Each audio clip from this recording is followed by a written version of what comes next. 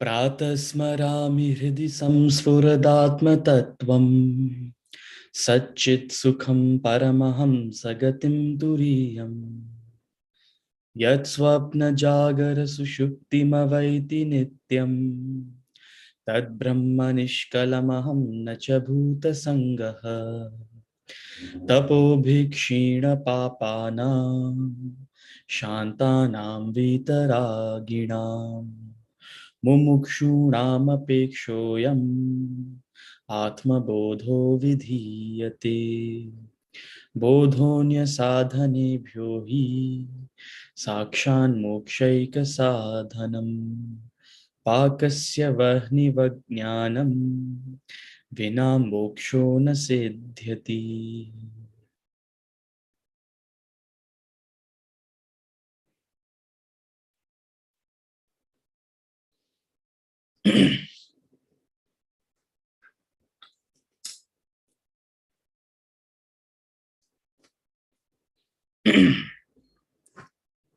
Hari Om.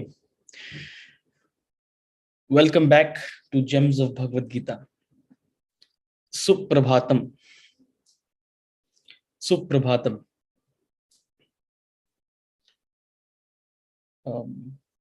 Sanskrit में शब्द सुप्रभातम है। बहुत लोग सोचते हैं कि शुभ प्रभातम है। मुझे आज सुबह भी एक मैसेज मिला शुभ प्रभातम। लोग सोचते हैं कि ऑफ कोर्स लोगों ने हिंदी संस्कृत आई गेस पढ़ना काफी कम कर लिया होगा। मुझे भी नहीं मालूम था कई सालों तक, टू बी फेयर। हमें ये सब पढ़ाया नहीं जाता है, तो हम सब सोचते हैं कि अगर हिंदी में गुड बोलना हो तो शुभ बोल दो, शुभ प्रभातम। तो हम सोचते हैं कि शब्द शुभ प्रभातम होनी चाहिए। इट्स एक्चुअली सुप्रभातम। सु इज अ प्रीफिक्स। आप किसी भी शब्द में अगर प्रीफिक्स डालो, तो जैसे किसी भी संस्कृत शब्द में सु का प्रीफिक्स डालो तो उसका एक मीनिंग बदल जाता है। It's a superlative, like good morning, great morning. जैसे आप किसी भी नाम के सामने सु डालो तो उसका एक मीनिंग होता है। धीर के सामने सु डालो तो सुधीर बन जाता है। सुधीर का एक मतलब होता है द मोस्ट धीर, द मोस्ट धीर, the most calm and composed is sudhir. Similarly, the best morning, the good morning is suprabhatam. So it's not shubh prabhatam. Some early morning little comedy. So we'll continue from where we left off yesterday. We'll continue on our discussion of chapter 15 of the Bhagavad Gita. पहले 3 श्लोकों में आपने देखा कि हम अश्वत्थ के बारे में चर्चा कर रहे थे। Ashwattha, the giant peepal tree, the giant fig tree, the symbolism of the giant fig tree. This entire world is like the ashwatha. It doesn't remain the same. Ashwatha means that which does not remain the same. And its vast size, the ashwatha tree is a vast size. It doesn't have a clear beginning or an end. It doesn't have a clear foundation, indicating that this world is almost, it appears infinite, and it doesn't really have a clear foundation. Where does it begin? Where does it end? When does the world begin? Philosophically, your world began this morning, half an hour ago when you woke up, 1 hour ago. Philosophically speaking, your world began this morning. Before, when you were sleeping, where was the world? So what is the foundation of this reality that you are experiencing? Something worth pondering about, something we pay very little attention to. And this subject, this idea of the states of consciousness, waking, dream, deep sleep, all through life you go through 3 states of consciousness: waking, dream, deep sleep. What is the nature of these states of reality? And what is the nature of this world you're experiencing? It simply vanishes when you're not conscious. When you leave this state of consciousness, it simply vanishes. It's a completely different way of thinking. It challenges your idea of the world. Many people will hear this the first time and say, rubbish. I'm feeling this world. Look at this. I'm feeling this table. I can feel myself. I can pinch myself. This is real. Please don't waste my time. I don't want to attend any more Vedanta classes. They are talking rubbish out there. Don't waste my time, please. Some people will hear and say this.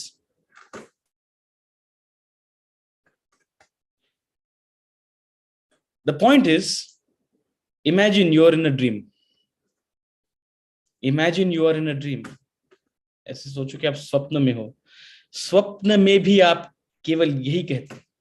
Even in the dream, you would have said precisely this while you were dreaming. Just थोड़ी देर पहले, if you can recall, you may have had a dream last night. I don't know. Or you may recall a dream last night. Science says every night you do dream. It's just that you don't remember most of your dreams.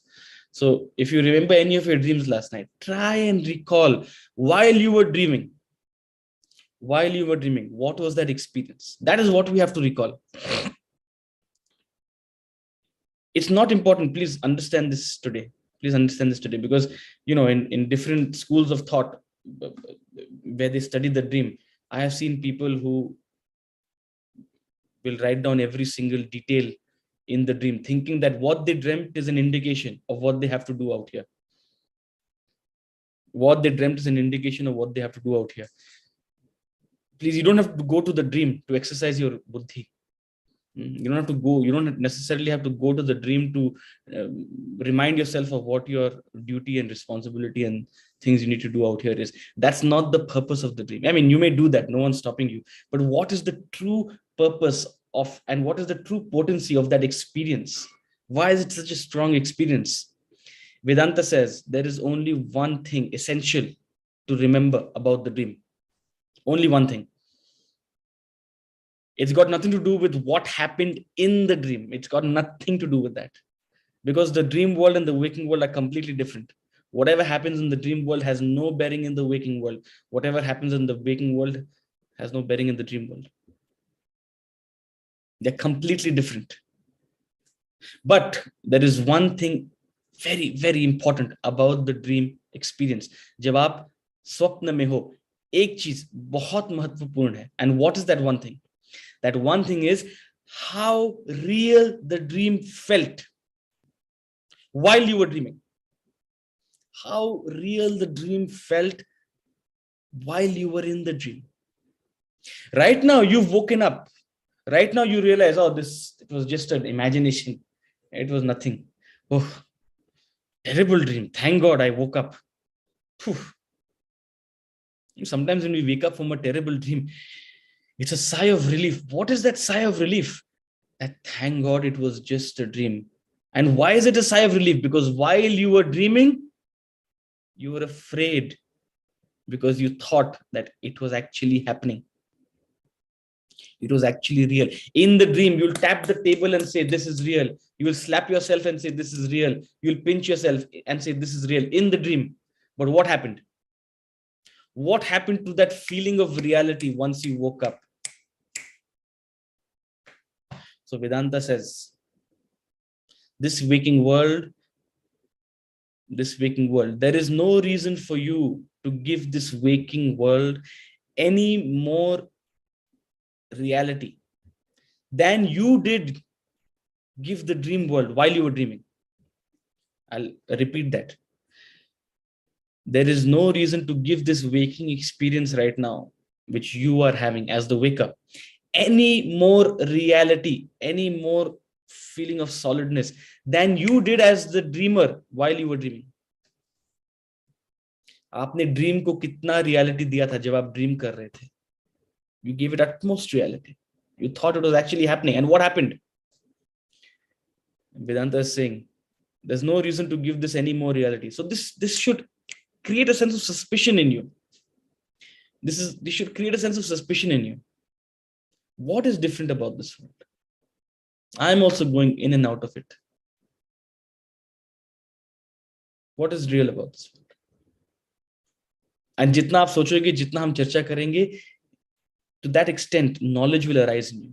And it is knowledge like this, precisely knowledge like this, which will feed your detachment. Remember the last topic we covered yesterday, the strong acts of detachment.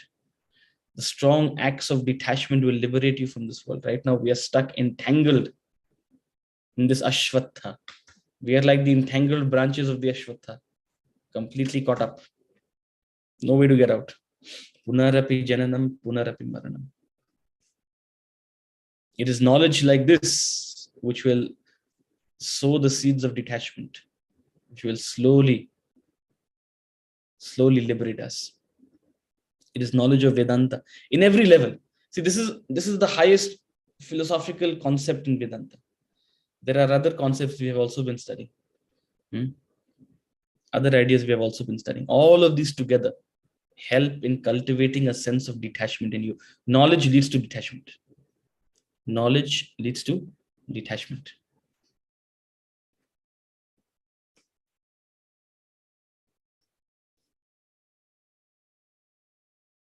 Nitya Anitya Viveka Vichara. Nitya Anitya Viveka Vichara.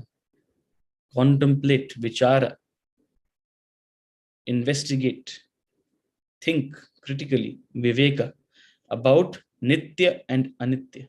What is real, Nitya? What is permanent? And what is unreal, impermanent, temporary, passing, Anitya? What is Nitya? What is permanent? And what is impermanent? What is simply passing? This world is impermanent. The dream is impermanent. Sleep is impermanent. But there is a permanent that pervades all of this. There is something that remains constant through all these experiences. You say, I am awake. I was dreaming. I had good sleep. I am awake. I was dreaming. I had good sleep.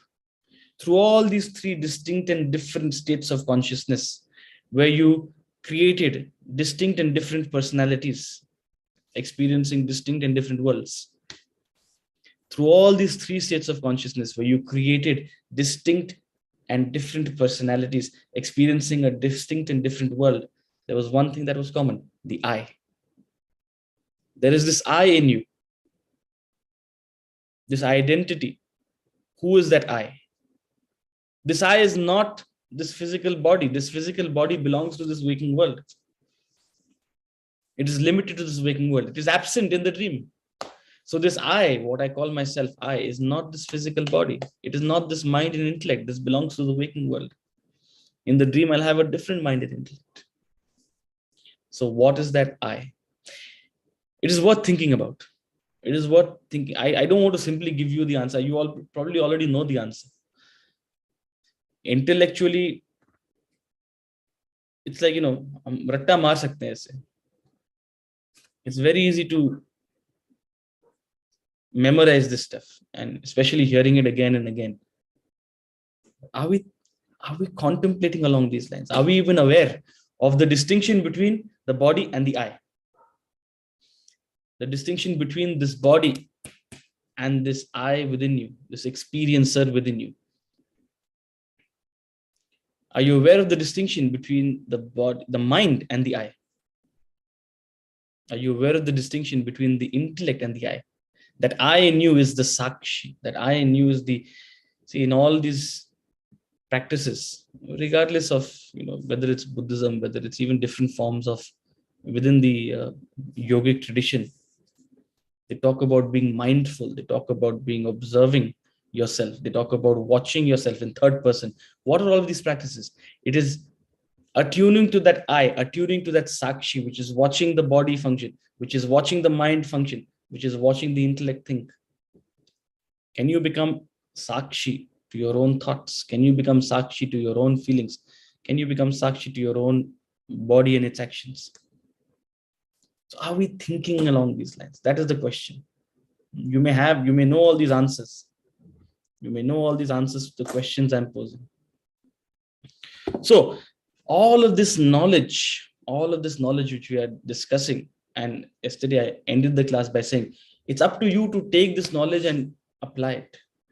Shravana can only take you this much. Listening can only take you this much. You have to do manana. And manana, people also think manana means randomly contemplating and reflecting upon something. It's not picking up a thought at random. It has to be systematic. There are many practices which aid your contemplation. One of the most important and underestimated practices. One of the most important and underestimated practices is summary writing. Please summarize your understanding in your own words. We have covered chapter 15. Are you able to summarize it? Right now, we are not discussing every verse, but if you're in your other Gita classes where you perhaps take verse by verse by verse, are you able to summarize your understanding of, say, the first topic? That is a great exercise. That is what will make you think. Now, the point is, do we want to go beyond simply attending the class? Do we want to actually make that effort? It's not mandatory. It's not mandatory, but it's a good practice. I am thinking of introducing this in my classes. My students might complain, "Aap zyada kaam de rahe." Some people may even leave. I don't know. Oh, in that class, the sir is asking for us to do all this other work also. But it's very important for your own manana. For your own manana. Okay, so the first 3 verses of this chapter talked about the Ashvatha, the macrocosm, the world at large. So Brahman permeates the macrocosm.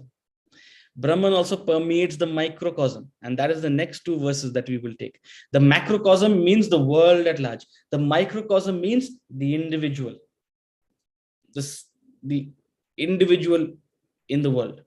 The micro world as opposed to the macro world. The world within you as opposed to the world outside you. Brahman permeates the world outside. Brahman also permeates the world inside. And those are the next 2 verses. He will talk about that individual journey. He'll express. One second.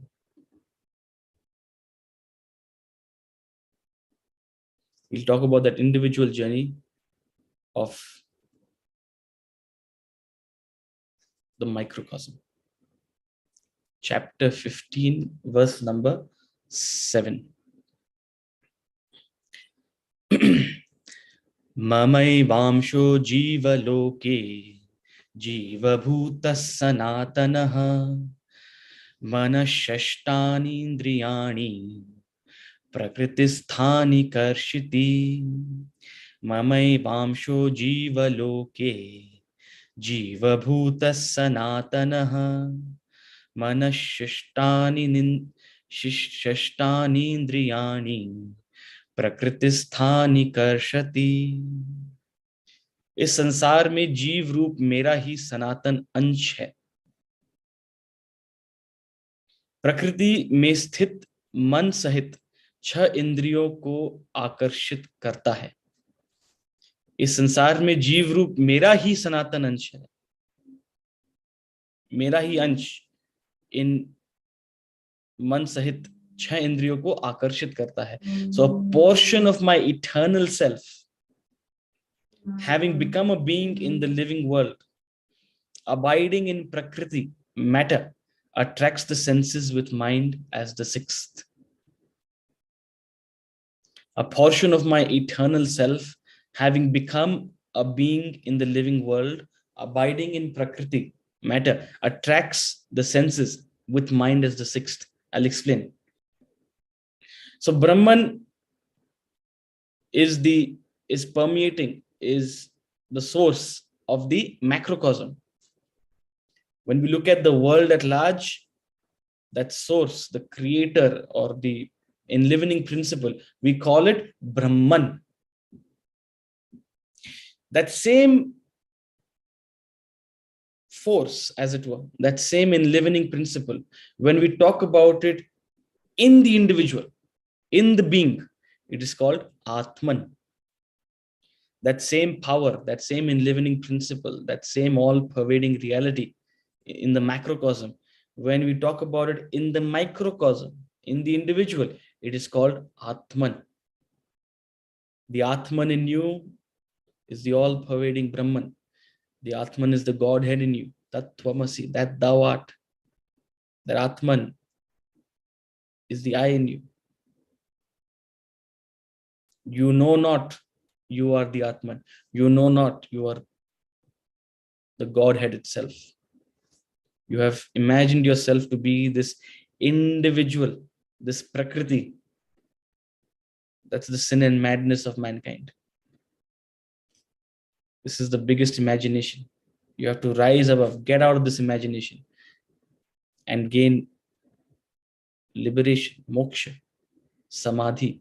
So that Atman is Brahman. Here he says, a portion of my eternal self, a part of my eternal self, a part of Brahman becomes a being in the living world.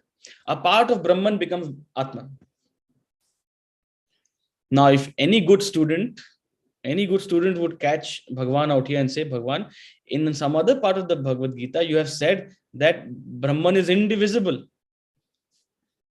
Brahman is indivisible. You yourself have said it. It cannot be divided. It cannot be separated. And here you are saying a portion of Brahman, a portion of my eternal self.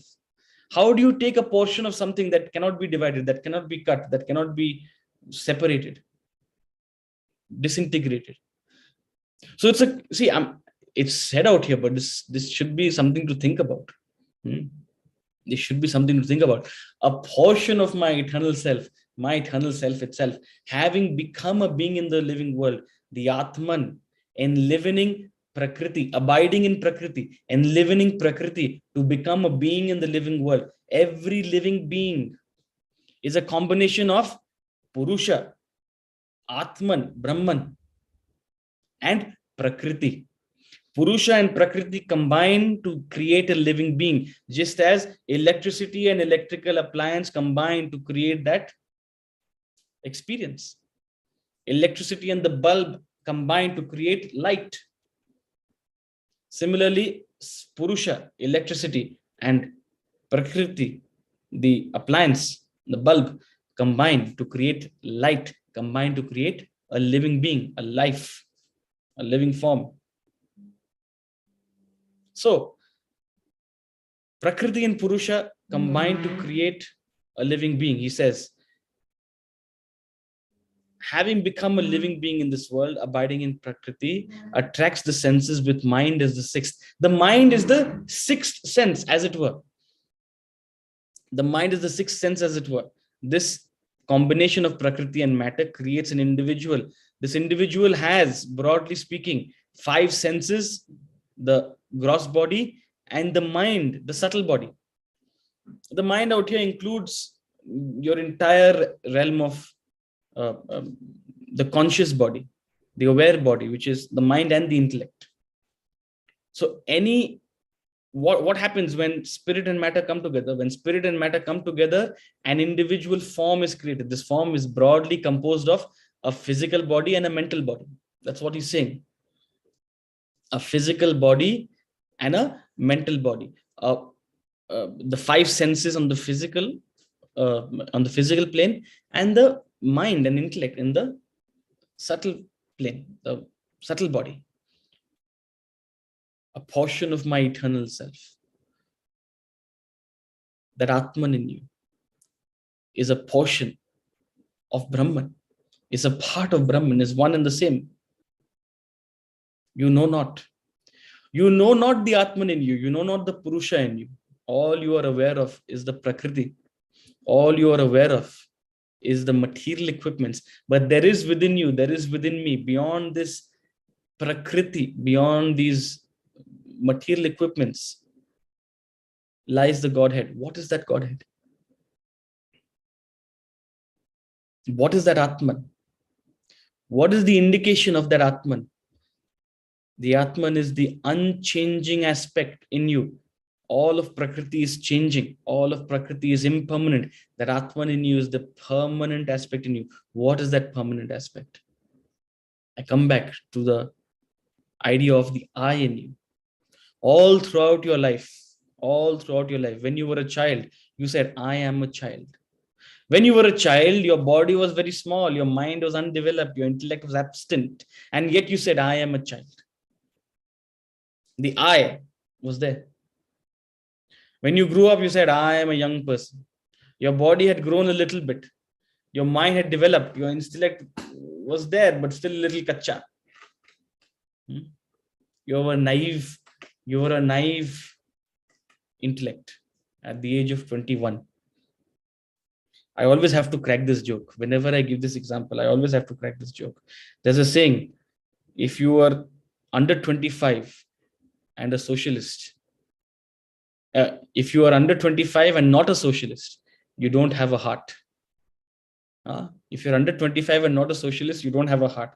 If you're over 25 and still a socialist, you don't have a head.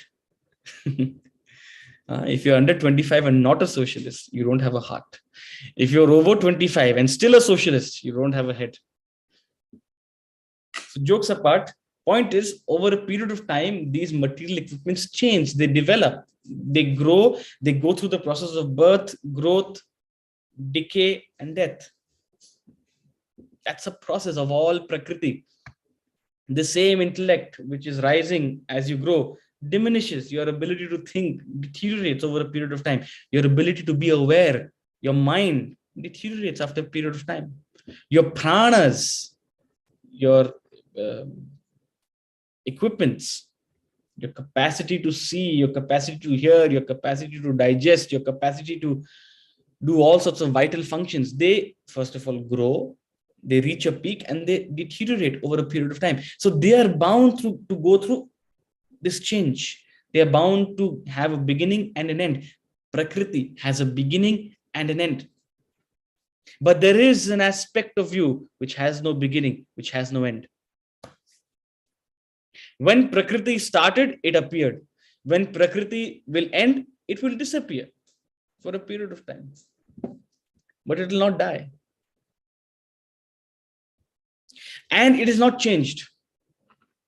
You believe that your attributes have changed, but you haven't changed. When you say I have changed, what you mean is my qualities have changed, but I haven't changed. I am still that person who has changed. Isn't it?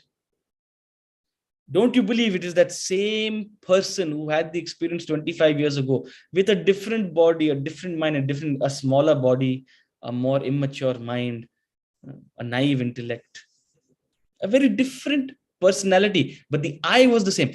The person was the same. The personality was different. So there is something within you, the person within you, that is unchanging. Even though the personality is changing, evolving all through the time. What is that person? What is that I? Who are you? Who are you? We assume ourselves to be the personality, but there is a distinction between the person and the personality. There is a distinction between the person and the personality. The more and more you are entangled in the personality, that is what is called ego. Your personality, your entanglement in the personality is called the ego. If you're obsessed about your personality, that individual personality, you become egoistic. The more and more a person is independent of their personality, they are less and less egoistic. So learn to make that distinction between the person and the personality. And contemplate upon what is the nature of this person. Who is this person? What is this person? This person is distinct from the body. So this is the most liberating thought. Forget moksha and all these other things. If we simply think about this, it is the most liberating thought. That capacity to distinguish between the person and the personality. The capacity to distinguish between the body and the person. The body goes through pleasure and pain. The body experiences heat and cold. The body experiences comfort and discomfort, not the person. The body feels hot. You don't feel hot. The body feels cold. You don't feel cold. The mind feels joy. You don't feel joy. The mind feels sorrow. You don't feel sorrow.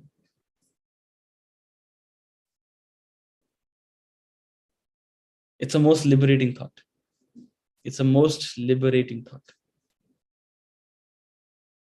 In the words of Swami Parthasarathi, if you were to ever read the Vedanta treatise, he says, learn to pass disembodied out of yourself.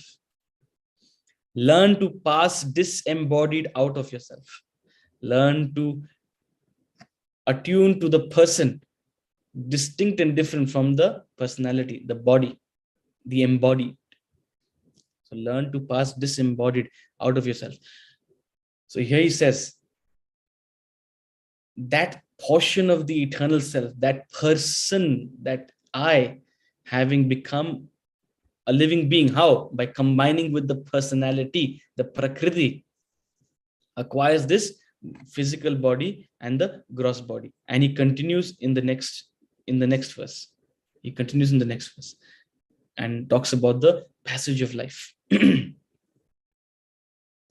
Shariram yadavapnoti yachapyuktra yachapyukramatiishvaraha grihitvaitani sanyati vayurgandhani vashayat shariram yadavapnochi yachapyukramatiishvaraha grihitvaitani samyati वायुर्गंधानि वाशयात.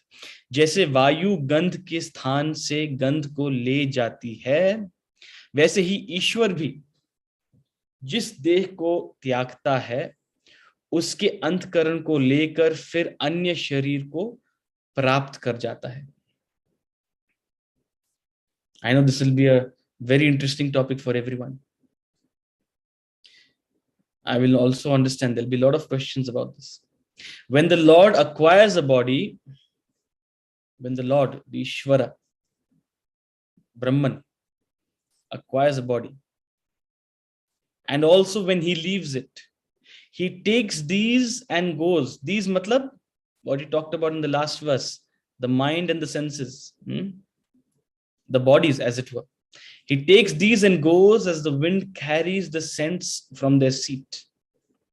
When the Lord acquires a body and also when he leaves the body, he takes these and goes as the wind carries the scents from their seat. So, what is birth? What is death? What is birth, the beginning of the individuality, and what is death, the end of the individuality? When the Lord acquires the body, what happens? That's verse number 7. When the Lord acquires a body means Purusha meets Prakriti, and physical body and gross body are created. Gross body and subtle body are created. And when he leaves it, what happens? He takes the subtle body. When he leaves the gross body, he takes the subtle and the causal. We have studied this before. And the causal body, as the wind carries the scents from their seat. The Lord, Atman, is like the wind. Atman is like the wind. The wind carries the scents from one place to another. Similarly, Atman carries the subtle body and the causal body, the Prakriti, from one body to another body. When the time comes to say bye-bye, at the time of death, very important theory of reincarnation. Very important theory of reincarnation. Death is not the end. Death is not the end of you. Death is the other side of birth. Death and birth are two sides of the same coin. I repeat, that is not the end. Death is, in the words of Swami Shivendra Nagar, death is a change of dress and address. Death is a change of dress and address. That is not the end. You're changing your address and you're changing your dress. You're changing your body. That's all it is. Life goes on. And how does it go on? He says, the Atman is like the wind, and it carries the scents from one seat to another seat. Now, people think, when they see, one of the biggest misconceptions there is about death and Atman and everything, people think the Atman goes from one body to another body. People think the Atma goes from one body to another body. The Atman doesn't go from one body to another body. It cannot go from one body to another body. Why? Why can the Atma not go from one body to another body? Because the Atman is everywhere. The Atma is the Brahman. That's what the first thing we studied. The Atma is nothing but a portion, an ansh of the all-pervading Brahman. It is everywhere. Where will it go? How can something that is everywhere go anywhere? It's already there. That was a tongue twister. How can something that is everywhere go anywhere? It is already there. See, I can go from a place where I am to a place where I am not. I can't go from this room to this room. Why? Because I am already in this room. Correct? I cannot go from this room to this room because I am already in this room. But I can go from this room to that room. Why? Because I am in this room. I am not in that room. So I can go from this room, from here to there. So you can only go from a place that you are to a place where you are not. The Atman can only go from a place it is to a place it is not. But the Atman is everywhere. The Atman is Brahman. It is all pervading. It is Sarvagataha. Sarvagataha. Hundreds of times it's mentioned in the, not hundreds of times, at least 10 times it's mentioned in the Bhagavad Gita. This word, Sarvagataha, Sarvagataha, Sarvagataha. It's everywhere. So you can go from a place where you are not, where you are to a place where you are not. The Atman is everywhere. It cannot go anywhere. So the Atma at death doesn't go from one place to another. So we assume we know what this word means, Atman, Atman, Atman. We don't know what the Atman means. The Atman is not something that can travel from one place. It is everywhere. What travels then? What travels? At death, you're leaving the gross body behind, the sthula sharira behind. And what is it that is traveling? Your vasanas, your individuality, your causal body and your subtle body are traveling. Your causal body is what is going from one gross body to another gross body. Your causal body is shedding one body, your prakriti is shedding one sthula sharira and going to another sthula sharira. It's like changing a dress. When one dress ends its purpose, you've worn something for the entire day because it was needed for office. And once you're done with the office, you let go of that dress and you change into another piece of clothing. You change into your night suit. That is death. It is a change from your office clothes to your night suit. It is the change from one body to another body based on your needs, based on your desires, based on what you want to do. You want to leave office and come back home and relax and settle down. That's why you leave your office clothes and you put on your night clothes, isn't it? So the Atman doesn't go anywhere. The causal body goes from one gross body to another gross body. It sheds one piece of clothing, one gross body, and acquires another piece of clothing, another gross body. And this procession is called reincarnation. And what role does the Atman play? What role does the Lord play, as it were? He says, the Lord is like the wind.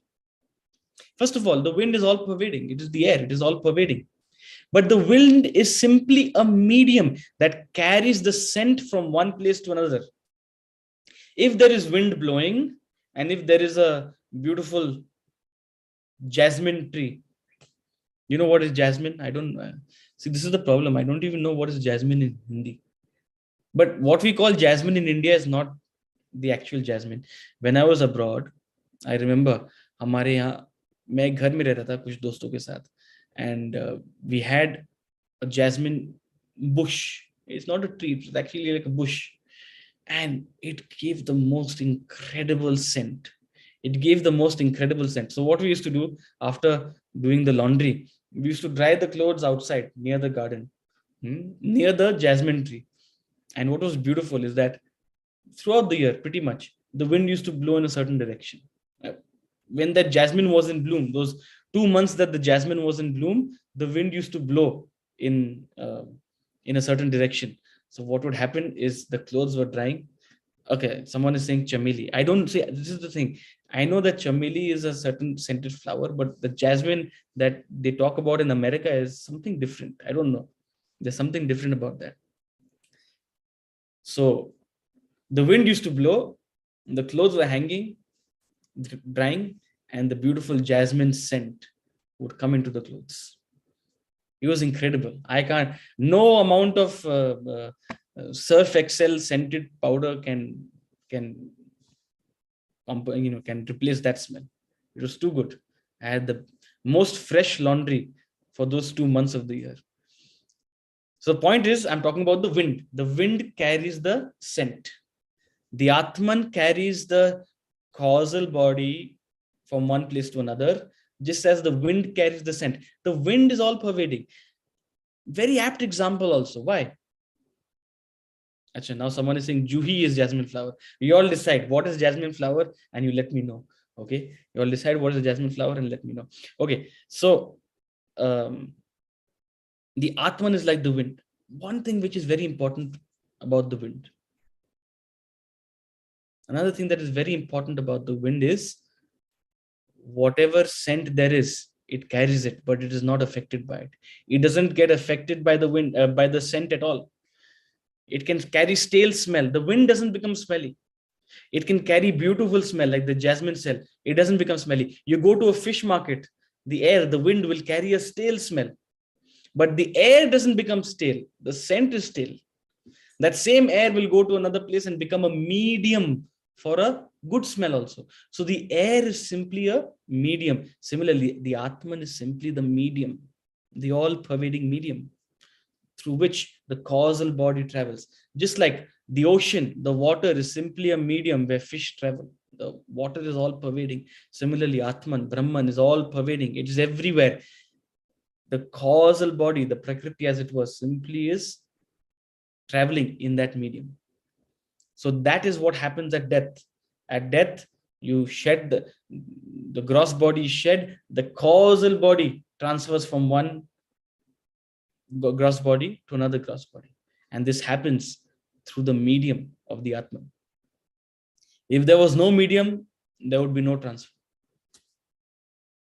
When you go to space, there is no medium, there is no air. So there is no sound transfer. You try to speak in space, you can be standing. Suppose we had the capacity to go into space and then stand in front of each other. We are hanging in space and stand, in front of each other. And I'm shouting at you, hello, good morning. I'm shouting at you. You won't be able to hear a thing. Why? Because there is no medium to travel. So the Atman is that medium through which the causal body goes from one gross body to another gross body. We'll continue our discussion on this tomorrow. There are lots of questions. I see 14 or 15 comments. So I will try to go through them and maybe even address some of those. I told you there'll be many comments or maybe even questions. So I'll try to address them tomorrow, first thing in the class. With that thought, we'll conclude today's session and we'll see you again tomorrow where we will likely complete chapter 15. So Hari Om Tat Sat, have a good day. See you tomorrow. Om Purnamada Purnamidam Purnat Purnamudachyate Purnasya Purnamadaya Purnamevavashishyate. Om Shanti Shanti Shanti.